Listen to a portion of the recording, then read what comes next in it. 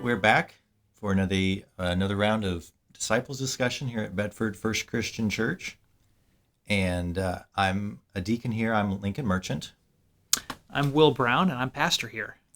All right, and in this discussion series, we try to address 5 different questions in a big picture. That's 1, why do spirituality anymore? Why do religion? Why do Christianity? Why do disciples of Christ? And then why you should come to Bedford First Christian and worship with us.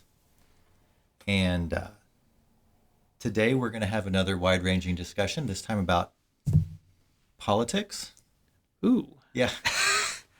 And we might be a little, like I said, wide-ranging, but I break the topics into little chapters, and you can see those chapters and skip to them in the little description box under the video on YouTube. So you're welcome to jump around. It won't insult me or offend me. Nope, I'm good with. If you want to go right for the hot stuff, go for it. Right. So I guess I'll start with a bigger question here. Should Christianity rise above politics, or not, or why, or how? It's a great question. Should it? I've always felt that, and we're all products of our environment. Mm-hmm. I'm sure some of us probably feel that religion and politics should be right up in each other's business. There's probably some folks that feel like never twixt the two shall meet. Mm-hmm. For me personally, I've always felt it's good to have a faith system and politics. It's healthy to have a little space betwixt the two. Mm. But I would absolutely want my political leaders to have a faith background. Mm. And I think it's probably healthy for a faith system to be engaged in wondering about politics and encouraging conversations around that. That's not necessarily to say do they take sides on it, in my personal opinion, but to be engaged in healthy conversations that, because I think we aren't politics, but politics are a part of it's part of how we do things in our world. Right. I've heard of religion described, I think this was Joseph Campbell. He said that, well, he just said a worldview, but it means a religion. A religion is, I think in the West, in the modern world, we kind of separate out religion as this one activity among activities in our life, like something like a hobby it's an interest, like gardening club or something like that. And that's not really the way we traditionally thought about it. It's completely part of just your culture, your whole existence. And religion provides kind of a guideline about how you relate to yourself, what's the right way to relate to yourself, understand yourself, what's the right way to relate to your community, what's a healthy community, what's the right way, the good way, the proper role of your community in the wider world, and then what is your personal and community's relation to eternity or the divine mystery of existence. So you have those 4 levels, and how would you, if you're going to have a coherent culture and self-sense, how could you fully separate out any of those? Though they all would mutually interact in some way. Yeah, I don't think you can fully uncouple them. Mm-hmm. They're part of our identity. I mean, Right. They are. It is a fabric that's bound up there. Mm-hmm. We would normally talk about like a separation of church and state. You're going along with that, but when you start to ask, what is the state for? Or what is a good law? Like, how would you even answer that outside of a larger philosophical point of view? Like, it's not self-explanatory what is a good government or what is a just law or a just system. You'd have to reach out to some wider moral code moral of sort. code, moral Yeah, perspective. yeah, And most people around the world are going to be developing their thought out of a wisdom tradition. absolutely. So, I mean, you could try to separate yourself from your wisdom tradition, but it's so fundamental. It's in the roots of your culture, even if you think of yourself as a secular person, I would say. Yeah. And I find, and I feel that most major wisdom traditions have some parallel thought. Don't kill people, don't steal, don't, there's some essence of moral code bound up in that.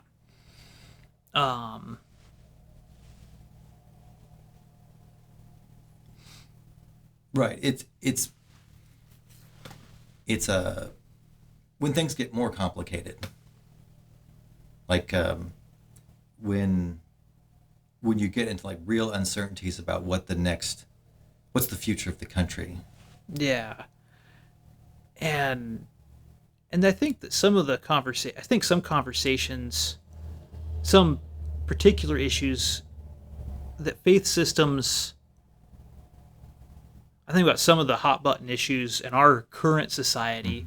I see biblical arguments for or against, or for and against Yeah. some of those. There was one recently in the news. The Anglican Church schismed. I did see something about that. I was going to pick at slavery because that's kind of a page page back, and disciples have a little bit of back history with that. And there were some people that argued in the disciples, or the Stone Campbell movement that the disciples came out of, that this was in like the 1850s, that here's a passage that talks about ethical slavery orders in the Bible. About how do you do that? And some folks would argue, well, the passage clearly doesn't have a strong favoritism of slavery, but it's rules and ethics about that. Some would argue that stands for slavery. Some people would argue, and it was literally the same passage that was used for and against in the arguments. And I think there's some issues today that, well, I don't know. I've always kind of, within my faith background, I look at the stories of people from the Hebrew Bible, and they get launched into situations where, there are no rules here on this issue. The Hebrew people they had rules for everything, 600 and some odd number rules. And sometimes, here's this weird, wacky situation that the rules don't apply. The Daughters of Zenobia is one. We talked about that at summer camp, and the rule said that women couldn't inherit property, but these women didn't have any men to support them, and their father was a good guy.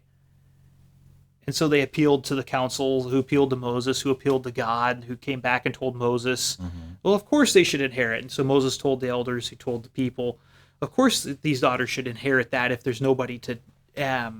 So one could also argue that, which again goes back to, what does a good faith community do? And I think it's good to be discerning in faith and politics, especially when those two bump into each other. What's good for the majority of the community and its well-being, which might look different from place to place. Well, I think this goes back to our discussion about the Bible, too. Yeah. A lot of people who, I don't know, maybe they haven't read the Bible.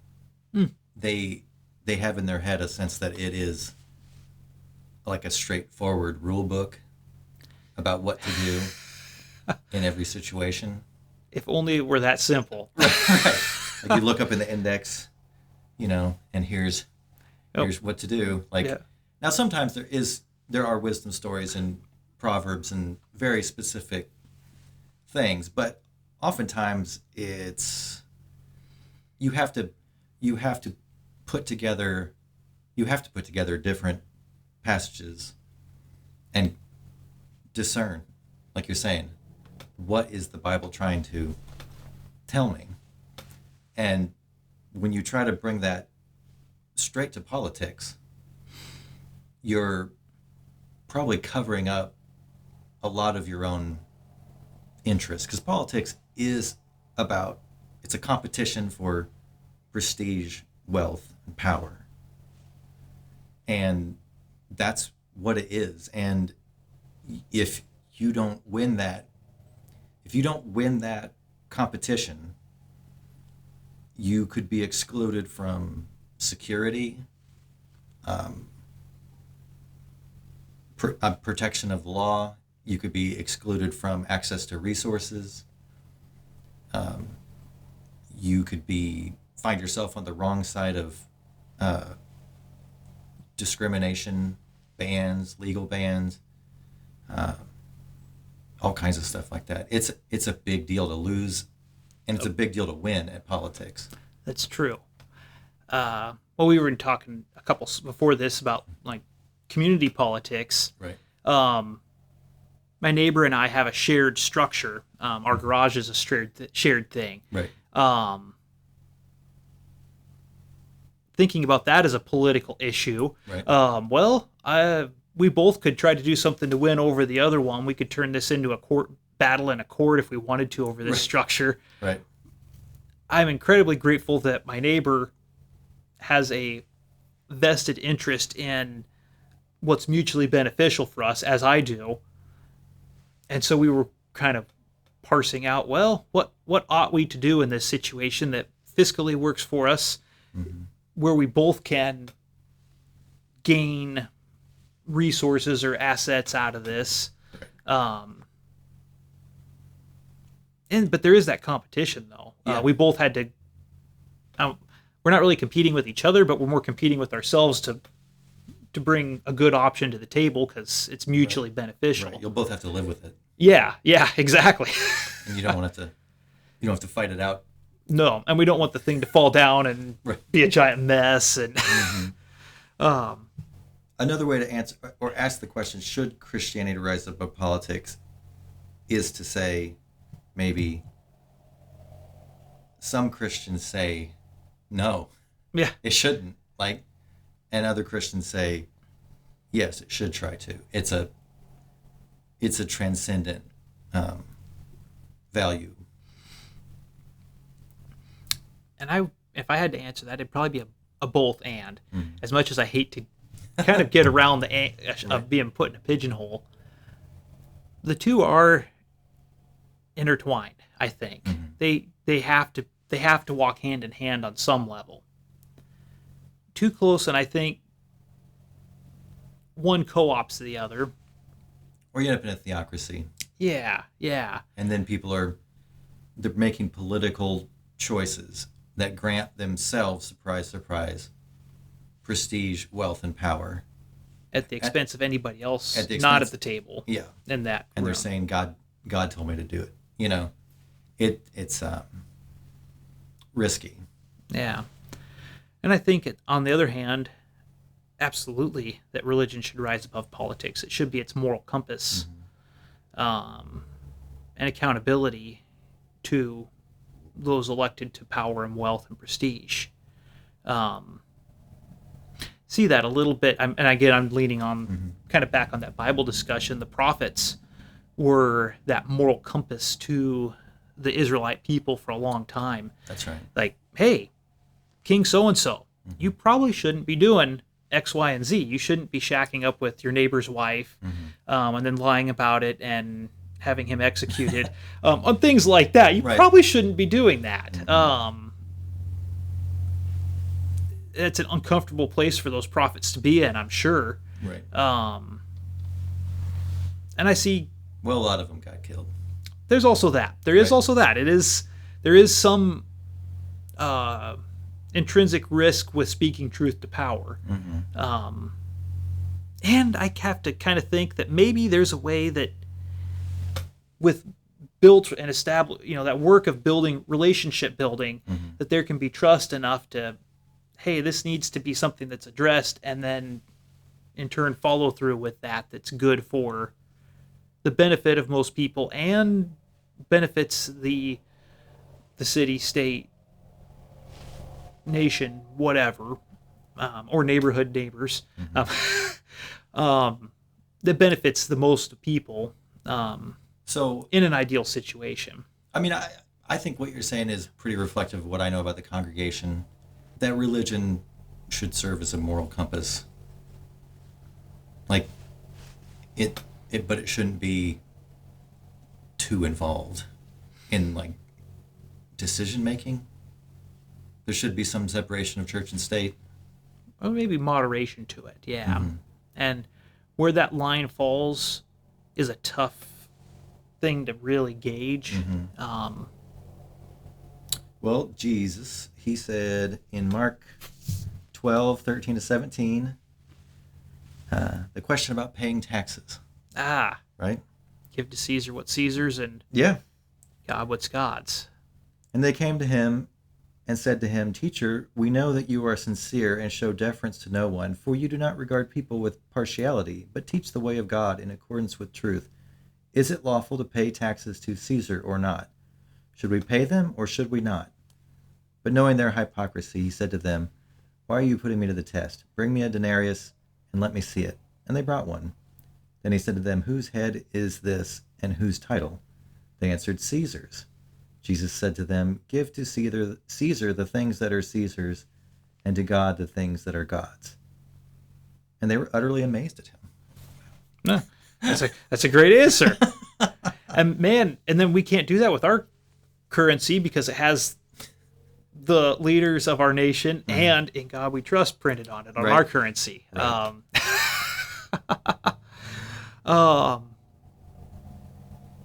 But I mean, people would say that's an indication that there's some kind of difference between the sacred and the profane, between the kingdom of heaven and the kingdoms of the earth.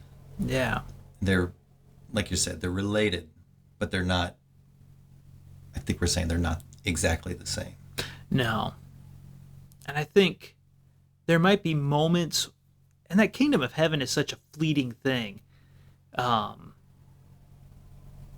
It's one of those things that I've heard a lot of armchair theologians talk that it's such a fleeting thing that you might get glimpses of it every now and again, that there's this moment where these two things come into contact and then very briefly and then it's gone. And there might be moments I was where where we go with that because the kingdom of heaven is the opposite of a fleeting thing. Yeah. But our experience of it in our everyday lives is fleeting. Little moments of grace and illumination and beauty and love and yeah. It's like a solar eclipse. These two things only line up rarely and briefly, and then but well, that's where these two things come into where they're true with each other. Right. One might argue the kingdom of heaven is, but and it's a tough standard to live up to. Jesus talks about that with this idea that the path is narrow and the gate is narrow, and few will figure it out. It's not exactly, but that's the essence of the quote. Right. And there's times where briefly these two things come into true with each other. And it takes a lot of work to find a way that, because in God's economy, in the Christian faith, in God's economy, there's a lot of equity. There is equity. And in our world, systems tend towards finding balance, but they're never in balance. Our weather, our natural world is that way. Look at weather systems. It's never a perfect 72 degrees with a gentle breeze. It might pass through, but it's, and I think and there's times where political structures do things that help tip the balance of equity for for the majority, for more people than others. And then there's times where they come out of plumb with that by design or accident. Regardless, they do. But then there's times where they come into accordance with that, or a better balance of that. Not accordance, but a better balance of that. I would say that I would have 2 points that kind of go with that. The first is that the kingdom of heaven is Christ's kingdom.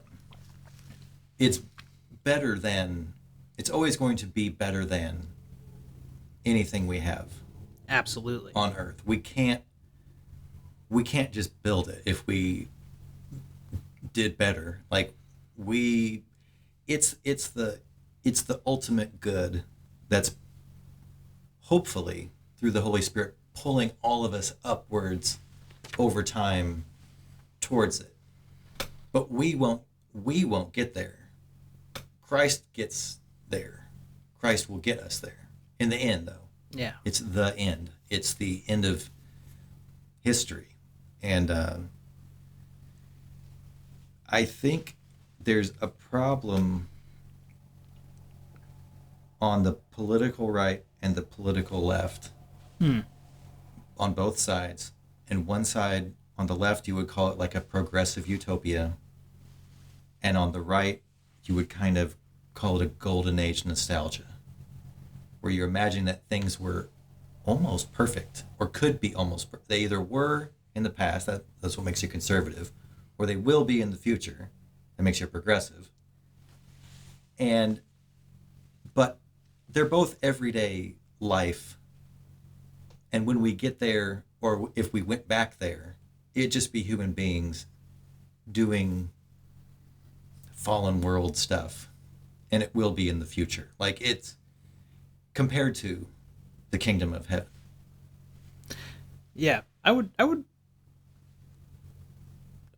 broadly agree with that. That in the political spectrum of things, we have a. Can I mention the statistician guy? Yeah. That he recently I was on a trip with this Wabash Pastoral Leadership Program, and there was a fellow named Art Farnsley. He does a lot of really brilliant work with statistics, trying to generate what numbers, and you can make numbers say a lot of stuff. Yeah. He's been studying polarization though, and trying to find a way to. He's curious about what conversations are happening and what's driving some of this, and how are people doing work to try to decenter us from these polarized points in our current political template. Right. And he has a theory that a lot of people are 3s and 7s on some issues. And if there's a scale of 1 to 10, he's in that. A lot of people are in that 3 to 7 range. Right. And at the moment, there's a lot of 1s and 10s that are. Or maybe there aren't that many 1s or 10s, but they're very loud. Right, and they're amplified. And that's really not constructive in a society, because it doesn't find a place where you can't reconcile those two. He's hoping that maybe that faith communities can be a place of discernment, of conversation, to wonder about some of these and develop a little bit more thorough, grounded conversation to maybe amplify a little bit, a few 5s and 6s, to pull those 3s and 7s in, or 3s and 8s. I mean, I think. But yeah, I think faith community. I think Christian church is a great place to do it, because you ought to be able to hold up the kingdom of heaven as an ideal. And you ought to be able to have some humility about your own limitations. And that if you both have that, if you say there is a higher good that I can't make happen, that I can't understand, it's beyond me, it's beyond my abilities, then I don't know how we're going to get there. I don't know exactly how we're going to get there. So you should be able to kind of let down your guard that comes up from polarization, and be like, I know I know these are some of the points that I feel aren't being addressed, and the other person would I feel like these are some of the ideas or problems that aren't being addressed, and maybe we can't imagine like a perfect solution, and we can't do a perfect solution. We don't know what it is, but we know that there is a perfect end, the kingdom of heaven, and in some ways it's not judging as in like, but in comparison to that ideal, we can be maybe calmer and more by trusting in it, trusting in the long game, Yeah. the Christian long game. Yeah. Right. And I think politicians and faith leaders, I think it's healthy to have that. It's helpful to have conversations to build trust, Yeah, even build if we trust. don't agree. People might not agree on certain issues. Right.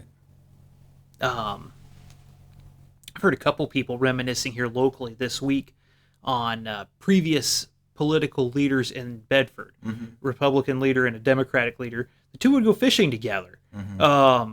They'd probably fight with each other Right. at city council meeting, or their names would probably show up on the same ballot, but they'd go fishing together. Right. And I think maybe betwixt the two, they might have two different visions for what is best for the community.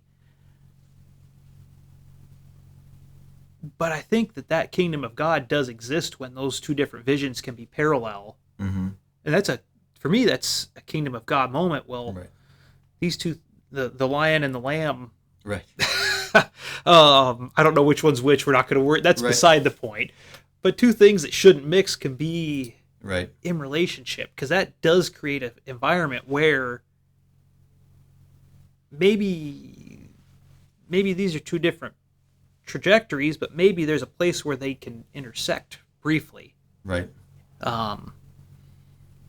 You've got to feel like you're on the same team, Yeah. that you're both sincerely trying to reach the same goal. Yeah, or at least wandering together.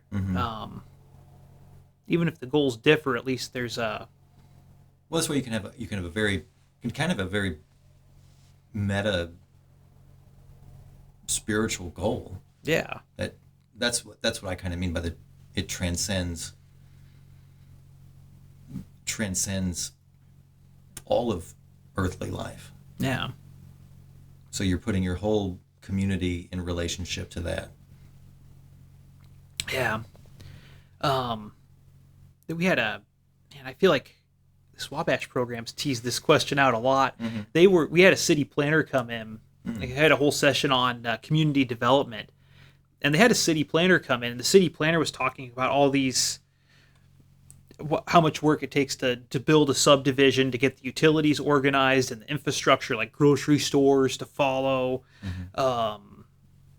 what it takes to build roads and all the power substations, sewage pumping plants, all that stuff. Right. And we were wondering, it's like, well, every community, one question that came up afterwards was, well, every community has homelessness on some facet. What's being done to take care of the least of these in this community? And that probably was a complete after side thought, if it even was a thought. The kingdom of heaven probably would wonder why there is the question that would come up if you're kingdom seeking is, why is there homelessness? Well, maybe that's a little bit too big for this world to sort out. But then the question might become, what is being done to care for and to address that, and to service those people? Right. That's the prophetic critique, like you're saying, is just not it. It's the relentless voice of the marginalized, the vulnerable, the vulnerable. least of these, not to borrow from today's passage. Yeah, But sure. Yeah, exactly. and And that's Like something you're not done. Like you're still not done. There's still injustices that haven't been reconciled. There's still illness that hasn't been healed and trauma that hasn't been addressed. Like there's still people on the street, and there's still people in prison who are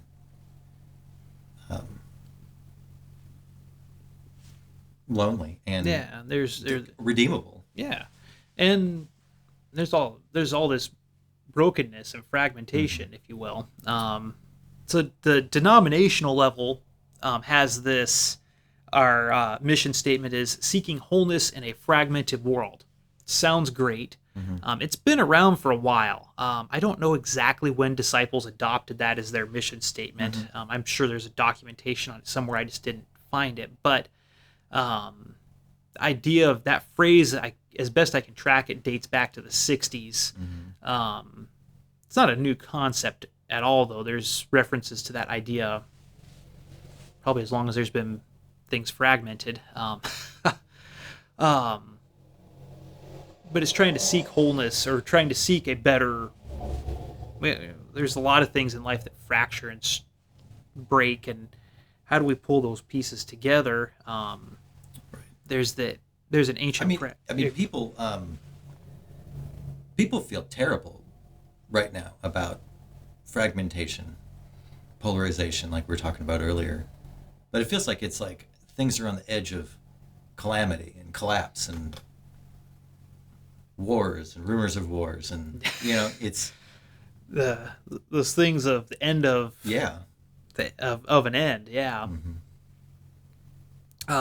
I'd say we are at an end of a chapter of human history, but the idea, I do think maybe we'll do an episode discussion at some point about the end, eschatology, the end of the world as we know it. Yeah. But I think since the beginning of Christianity, there's over and over and over again the sense that it's the end times, and it's right around the corner. And of course, for an individual, it is. Yeah. It. There's a lot of. We all have an expiration date. Right. Hopefully, for all of us, that's later than sooner. But and certainly, societies do fall back, collapse. That happens. But in general, I think one of the harder things to do is to accept that we're maybe not at the beginning and we're not at the end. We're in the middle. So, like, healing fragmentation. Healing's a long, slow process. Yeah. And if any of you ever sliced fingers up, it takes a while for stuff to heal. Right.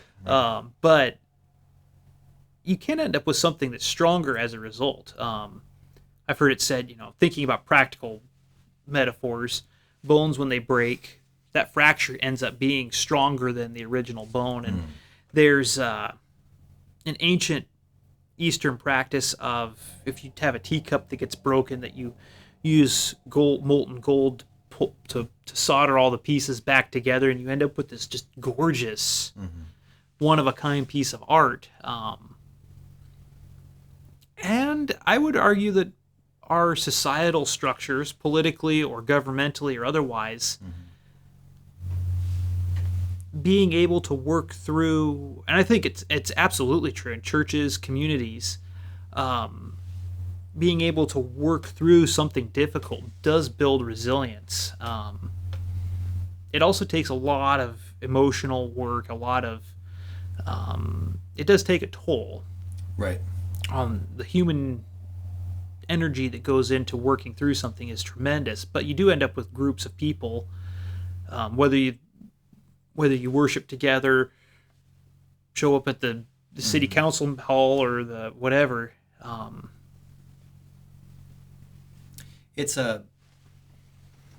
or maybe it's a,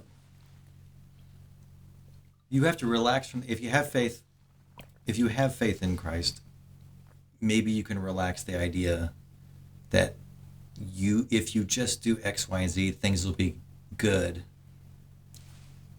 and we'll all live happily ever after. I would agree with that. Like, you can have trust That you're not God. that you're not God, and that things will work in the end. God will. Mm-hmm. Yeah, and there's a lot. I think that's a lot of truth in that. There's a lot of peace in that from a faith point of view, and a political point of view, that there is tomorrow. Right.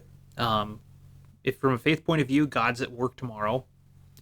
From a political point of view, there is a day after Election Day. Right. We just live in, we've created these existential crisis stories to motivate political action.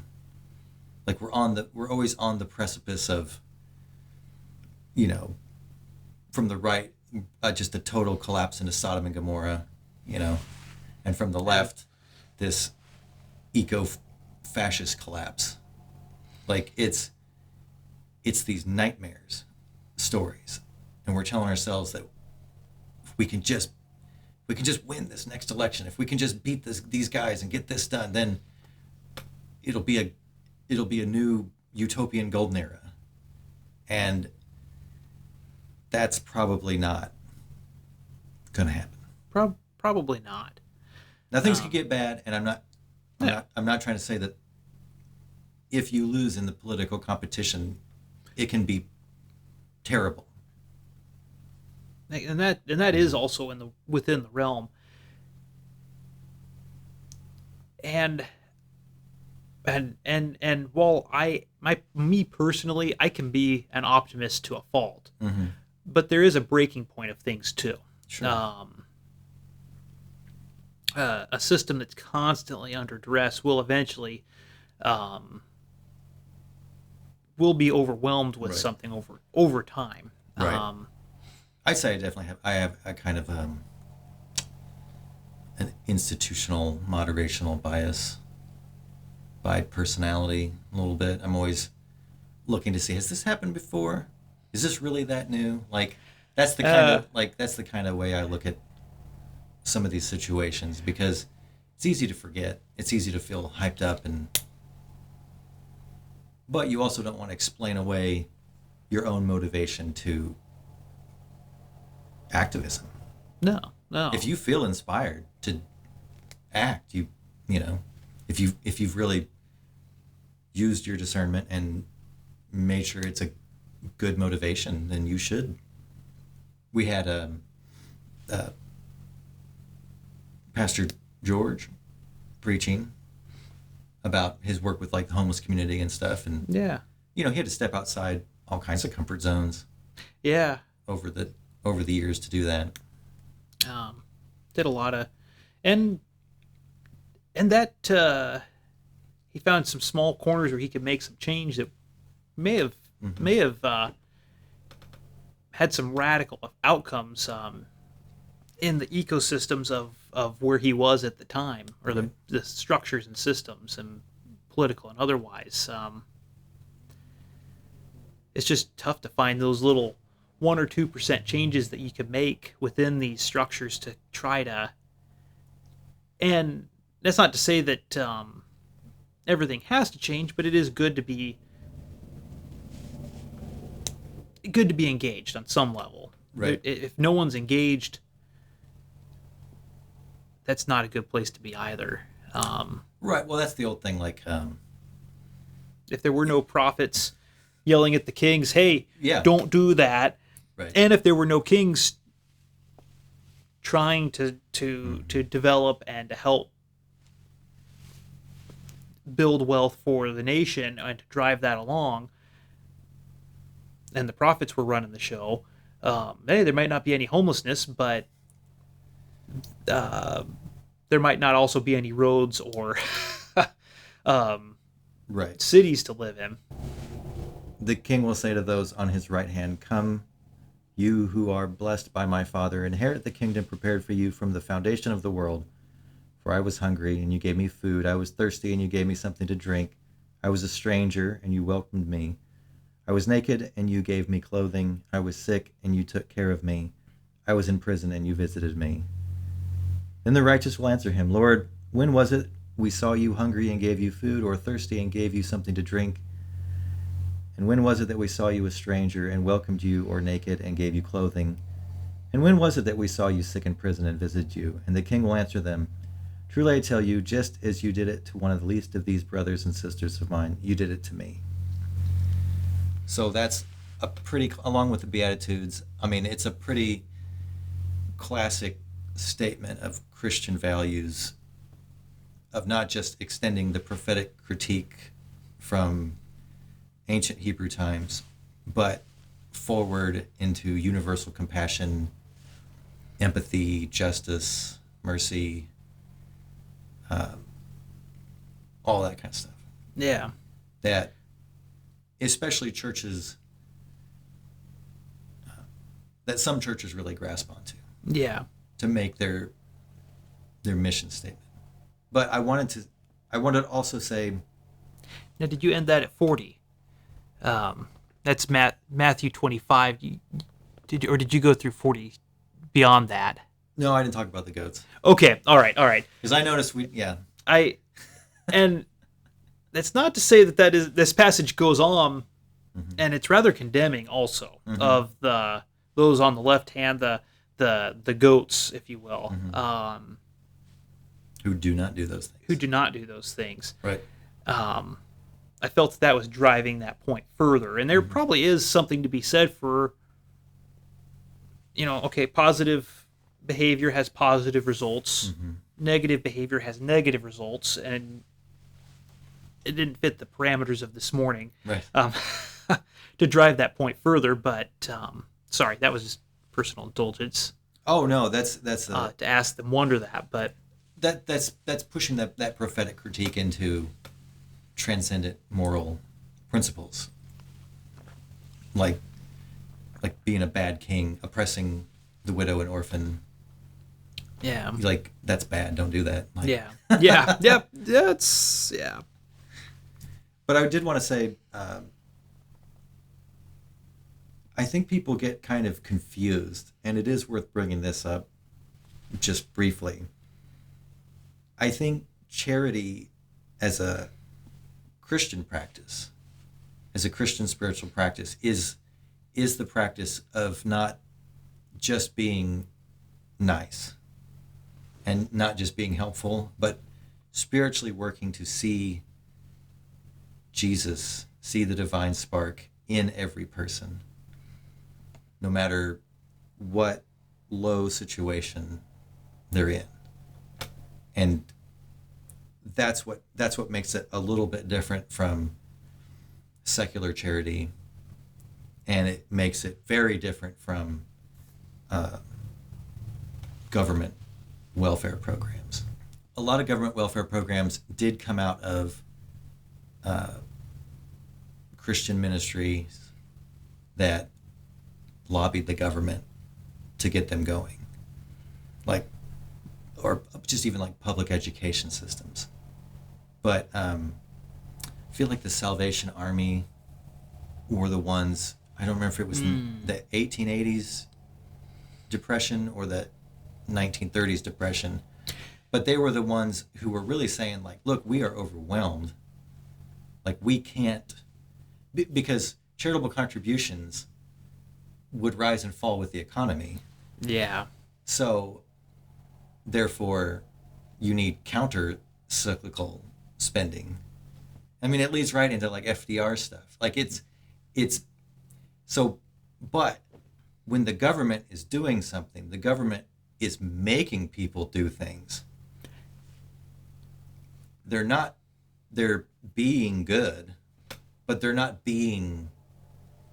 necessarily because they want to. Yeah. It's because they have to. Right. Yeah. You're paying taxes. You're not. Most people aren't. You're not being asked to pay taxes. No. it is being leveraged. Yeah. um, And then once there is power in the state, that's, once again, you're going to get a magnet of corruption. yeah, If you create a weapon. with Yeah. Spider-Man, great. Right. There's this great power. Right. Great responsibility goes with that. Yeah. And Or great corruption. or great corruption. Right. Um, So I'm just saying. that was one thing. Again, this border trip, Sister Norma, she uses this large facility that used to be a nightclub. They turned it into a place to take care of humanitarian needs of people. Catholic Charities runs the place, but a vast percentage of their funding is from local businesses. Okay, yeah. A marginal amount, according to what we were told. I haven't fact checked it, so fact check me if I'm wrong. Right. But a vast majority of their funding comes from local businesses, which is good because right now the place is hard to justify as it exists because it's empty. There's nobody there. That could change suddenly, but it was good to have that community support behind what they were doing, because government projects or funding can, in the course of cycles, come and go. It's good to have outside. That was something I hadn't really thought of. There's great funding that can come with a government project, but there's also a lot of responsibility that goes with that, lest there be corruption. Right. Abuse of power. Yeah. People complain about all the rules and stipulations with government projects, but that's part of that is hopefully in our society that there's checks and balances. I think what I'm trying to say is like it's really important that Sister Norma is inspired to do Christian charity.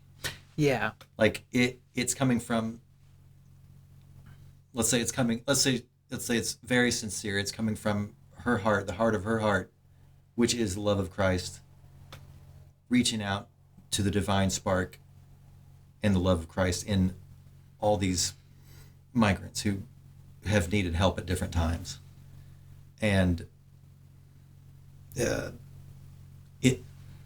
there just isn't, I would say you can't just get control of the government and like make things better by, it takes work, it takes inspiration, it takes love, or it will not be of the kingdom. It won't last. No. And it won't be kingdom work. It'll be social engineering, or it'll be forced labor. Yeah.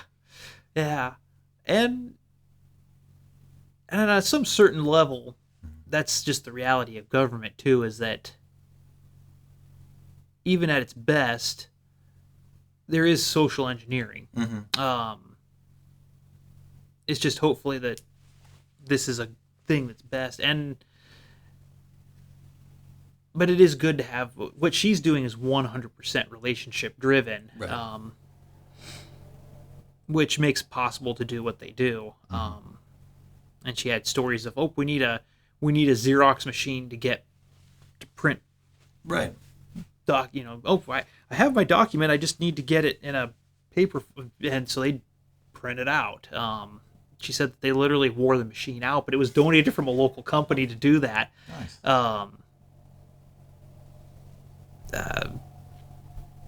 But without that relationship building, if this was a government program, that it would have been just a thing that was injected in the community, whether the community wanted it or not. Right. It was actually the absence of anything like that in the community that spawned this thing that's being supported even in a financial off season. All right. For one last question here. All right. Kind of, I have the feeling, I have the sense that there's a lot of people who have moved away from Christianity in the last generation because Christianity got coded as right wing, fundamentalist, apocalyptic, like these kind of right wing fundamentalist churches got very much into politics, going back to the late 70s, 80s, the moral majority kind of movements continued into this kind of Christian Zionism, where you'd have evangelical churches that had like an American flag up front and an Israeli flag up front, and has the and maybe churches who didn't do that didn't also speak up properly to stand up for having a independent or moderate or transcendent approach to politics, or even just an alternative view to politics. Yeah. right? So do you think the Christian brand has been in the public perception warped to the right? I think that would be an accurate statement. Brand is such a, it feels weird saying that. Sure.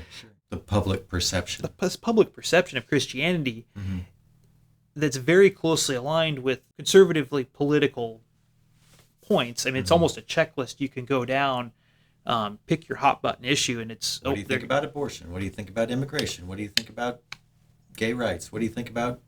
putting a flag in the middle of your worship space? Right. What do you think about prayer in public school? What do you think about... Yeah. Oh, I mean, just bing, bing, bing, bing. You can just... And I walk into a setting... and I can almost see. There's times where I almost want to play down that I'm a pastor, just because I can see it's just like a light switch goes off. Oh yeah. And I think that absolutely there was a missed ticket to offer an alternative. I also feel like that's something that just sort of happened, and then it's like, what? Okay, well that's that other church in town, but then that's the one that gets all the attention. Right. And it's hard to, and it is appealing. It's simple. What do you, a lot of people are trying to discern, well, what do I think? Right. That's a simple checklist of boom, boom, boom. Here's something to think on all these issues. Right. I don't have to it's think. Just a package of. Yeah. Yeah. Here's the package. Yeah. Right. Yeah. Straight ticket on everything. And it's like, what? I don't know if straight tickets, Right. For lack of a better term, it's like, it's simple and sexy looking. Saying that, well, you have to think for yourself and discern and talk to people and do your own fact checking and develop your own opinion based on what's best for you and for your neighbor and for our community. That's a heck of a lot of work. Right. That is not cool, sexy, and simple to the average person. I might be. I don't want to make it sound like conservative Christian vantage points are wrong. Right. I think it does. It certainly has a place at the table. Yeah, I think there's for sure there's a personality type, you might say, who really needs things very orderly. Absolutely. And needs to feel a lot of confidence and has a lot of trouble with uncertainty and ambiguity, and they want to be able to look up the answer. Yeah. And I think in general, spiritual matters are dealing with mysteries. Yeah. We can't understand, like we cannot as creatures understand the Creator. And so there has to be a humility there. And political issues are complex. And like you said, people might have you could have very liberal economic inclinations and very conservative foreign policy inclinations, depending on your life experience. And like there's all kinds of different ways to think about politics and yeah. And that's not to say that the other end of the spectrum's got it all right either. Right. And I think that's the value in having discernment and having these conversations. Mm-hmm. It's not well, those guys have it all wrong, we have it all right. I don't want to fall into that fallacy either. Right. I do see value. I've had faith partners in other communities where, okay, our church does X and that church does Y really well, and they might be a theologically conservative group, but they're really, really good at organizing to do local community service.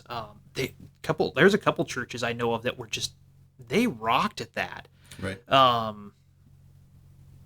Yeah, they write up, or they really live up to Christian principles. They're not. Yeah. Yeah. There's sometimes where I'm like, the social issue that they're really railroading on. Mm-hmm. I look at my people. That's their my congregation, the congregation I'm participating in. Mm-hmm. Like, well, it probably would turn into the Wild West shootout if you had to make this congregation make a choice on that. Right. Because they're not in the same place, but they are still community for some reason other than a checklist of political issues. And I think that's the beauty of a disciples church. I talked a little bit about immigration and this morning and the border and from a recent trip, and I don't think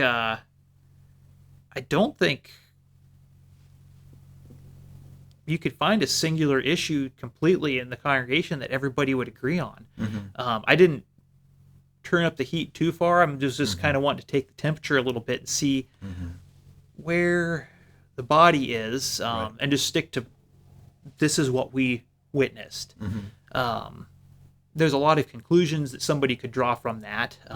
And part of it was, I won't say I was afraid to draw any conclusions, but I don't want to upset this balance of this really amazing community that they think differently, but they still choose to come together and to do community work together.